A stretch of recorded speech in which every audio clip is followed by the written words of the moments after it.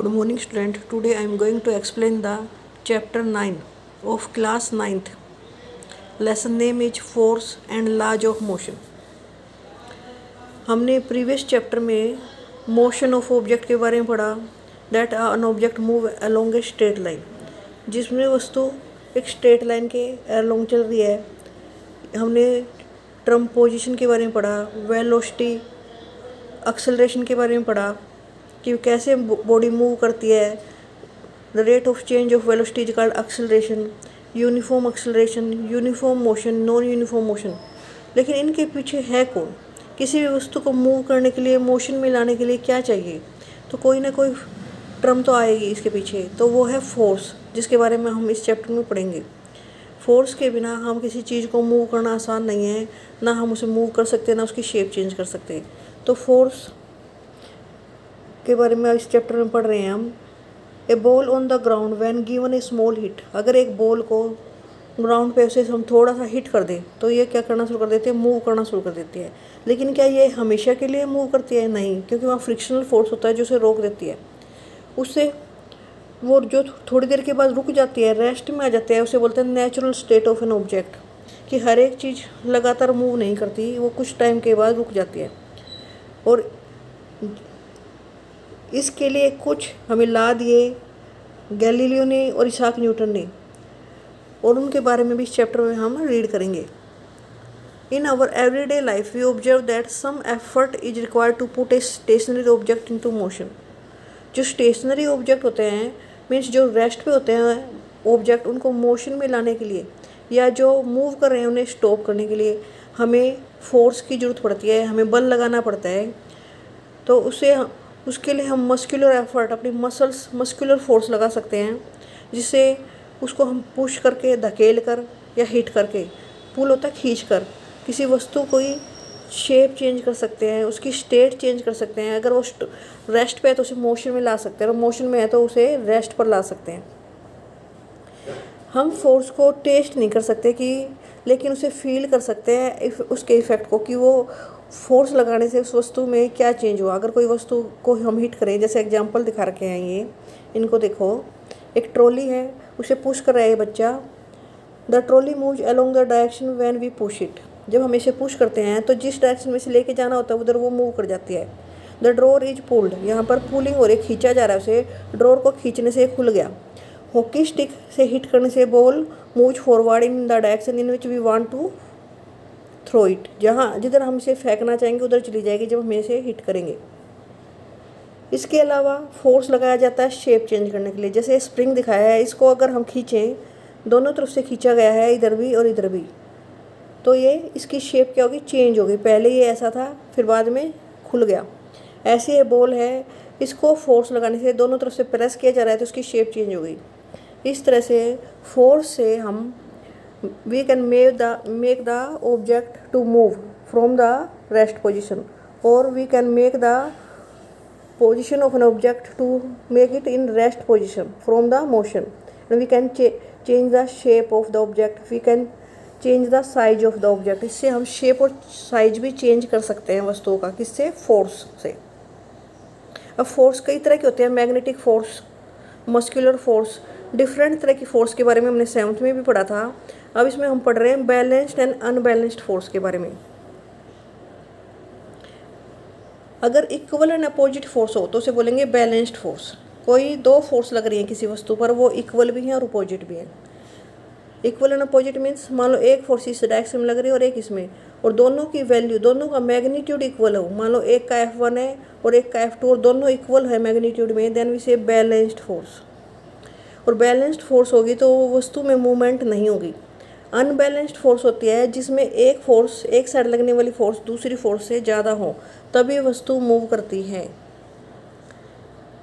In figure 9.3 shows A wooden block on A horizontal table.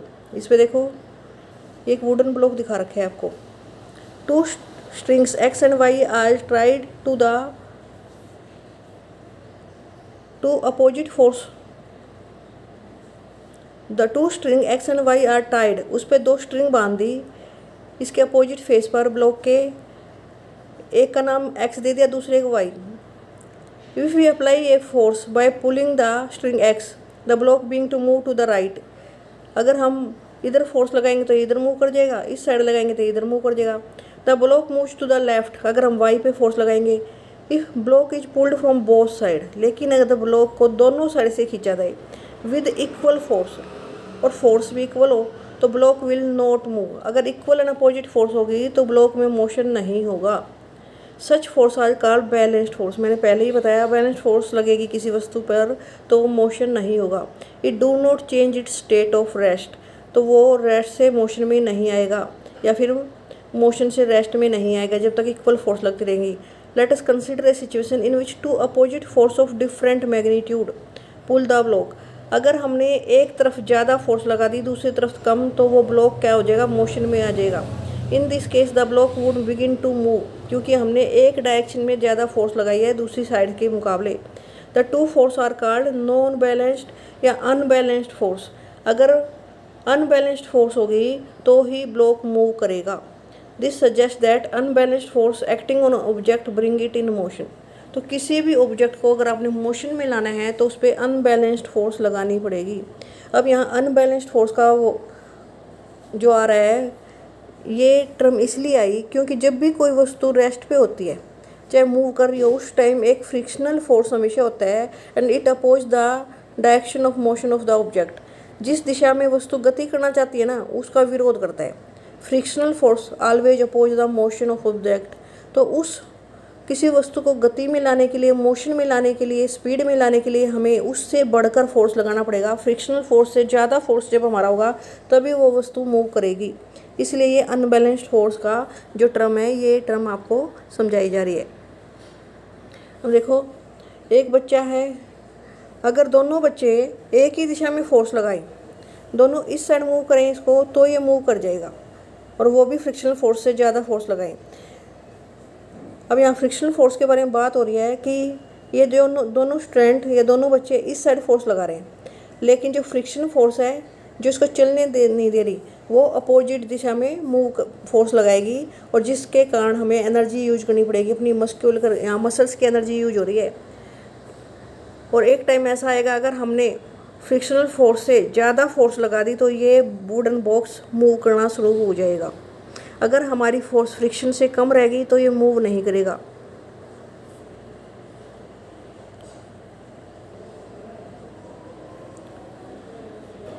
अगर कुछ बच्चे try करें किसी बॉक्स को रफ फ्लोर पर मूव करने का, if they push the box with A small force the box does not move, अगर वो छोटी फोर्स लगाए, कम फोर्स लगाए, तो वो मूव नहीं करेगा।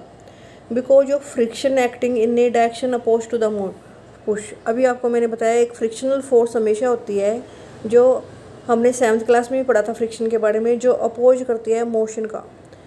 तो एक्टिंग इन डिफरेंट डायरेक्शन, जिधर हम पुश करेंगे उससे अपोजिट डायरेक्शन में वो फोर्स लगी होती है। This friction force arise between two surface in contact, क्योंकि एक वुडन बॉक्स का सरफेस और एक नीचे जो फ्लोर है उसका सरफेस आपस में कॉन्टैक्ट आने से, जिनमें वो कॉन्टैक्ट होने के कारण, रफनेस होने के कारण वे जिग जैग लाइन में ऐसे फंस जाते हैं उनके सरफेस, और वो उसे मूव नहीं करने देते वस्तु को।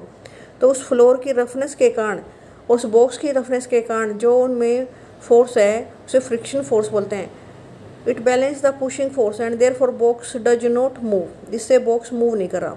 Children push the box harder, तो फिर चिल्ड्रन को ज़्यादा फोर्स लगानी पड़ेगी, फ्रिक्शनल फोर्स से भी ज़्यादा फोर्स लगानी पड़ेगी, तभी ये मूव करेगा। If the children push the box harder still the pushing force become bigger than the frictional force, जब उनकी जो पुशिंग फोर्स है ज़्यादा हो जाएगी फ्रिक्शन फोर्स से, तभी ये अनबैलेंस्ड फोर्स कहलाएगी और बॉक्स स्टार्ट मूविंग, तो बॉक्स मूव करना शुरू कर देगा। What happen when we ride a bicycle, जब हम बाईसाइकिल राइड करते हैं, when we stop pedalling the bicycle begin to slow down, जब हम पैडल मारने बंद कर देते हैं, मतलब फोर्स लगानी बंद कर देते हैं, तो ये धीरे स्लो हो जाती है। This again because of frictional force, क्योंकि उस टाइम भी एक फोर्स ऑलवेज एक्ट करती है oppose to the motion of the object. In order to keep the bicycle moving we have to start pedalling again, अगर हमें उसे गति में ही रखना है ना बाईसाइकिल को, तो हमें पैडल दोबारा मारने पड़ते हैं। ये तो आप अधिकतर करते ही रहो साइकिल जब चलाते हो। It Thus appear an object maintain its motion under the continuous application of an unbalanced force। तो लगातार हमें किसी चीज़ को गति में रखना है तो अनबैलेंस्ड फोर्स लगातार उस पर लगाते रहना पड़ेगा। However, it is quite incorrect L object moves with a uniform velocity when the force acting on the object are balanced and there is no net external force act on it. If an unbalanced force is applied on the object, there will be a change either in the speed or in the direction of the motion।